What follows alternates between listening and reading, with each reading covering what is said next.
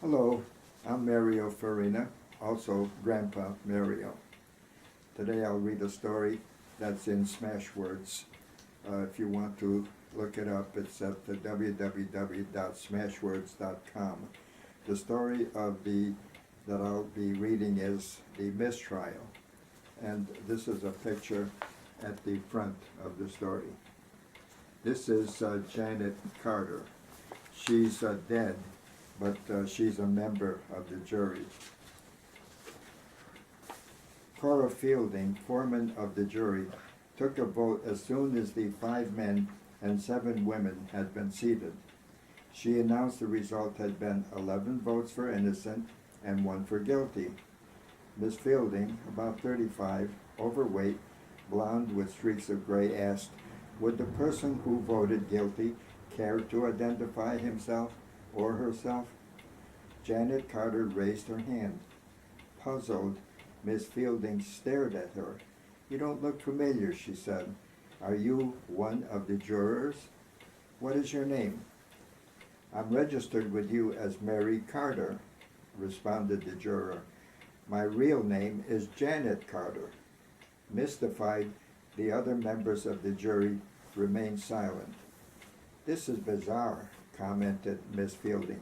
What did you do, switch places with Mary Carter? No, responded Janet. I'm the same person that entered the room. I took on a different appearance and name while we were voting. Nonsense, reported the foreman angrily. What's going on here? As I recall, the other person was young, with dark hair. You're at least 30 years older. How did you get in here? Where is the other person? That's end of part 1. I know this will cause a mistrial, said Janet. I have a special reason for being here. The other person was me as a young person.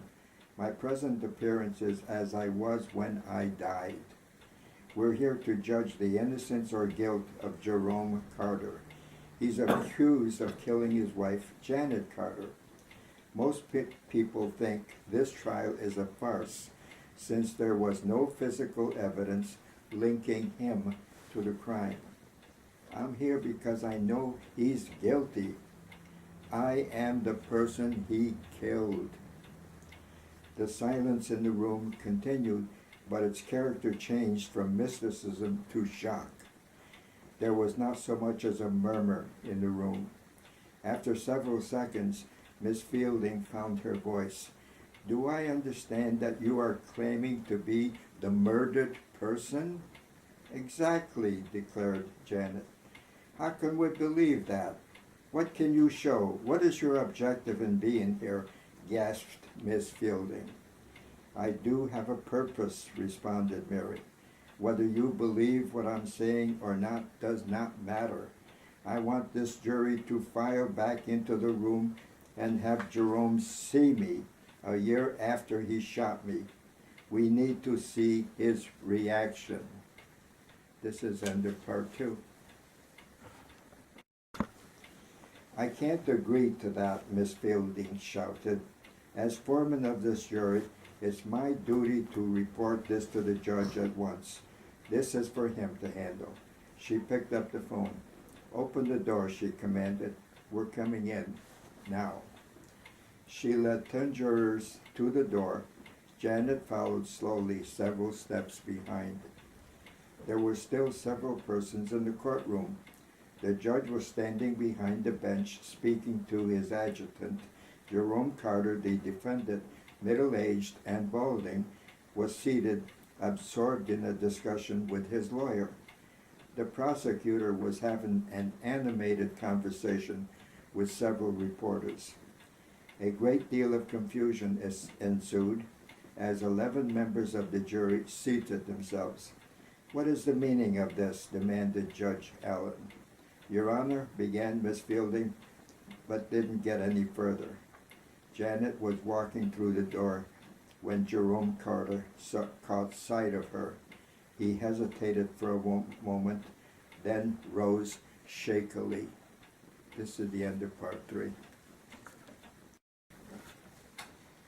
Janet pointed her finger at him. I've come back, darling, she shouted. With color draining from his face, Jerome sank back into his chair. Yes, it's me, lover, Janet continued. Do you have anything to say to your adoring wife? Speak. Though I'm already dead, I'm dying to hear your voice. Jan, I'm sorry, shrieked Jerome. I did it in a moment of madness. I'm sorry. You're dead.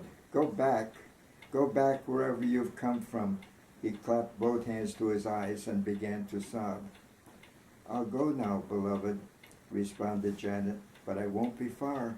Stray not one step from the path you need to walk. She vanished.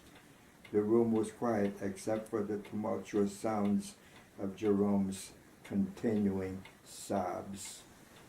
That's the end of the story.